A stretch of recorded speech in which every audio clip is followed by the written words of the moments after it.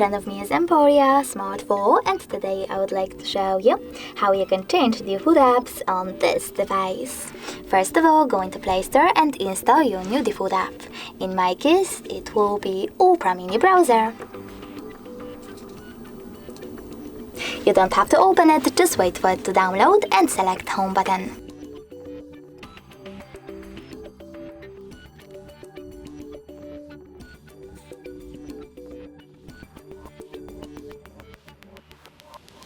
Finally, you can access all apps, scroll down and click on Devices Settings. Then choose Apps and Notifications section.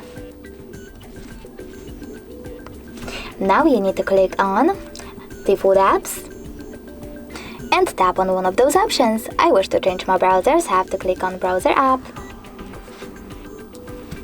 Then click on Opera Mini to set it up and simply go back. As you can see, after that my default app has changed.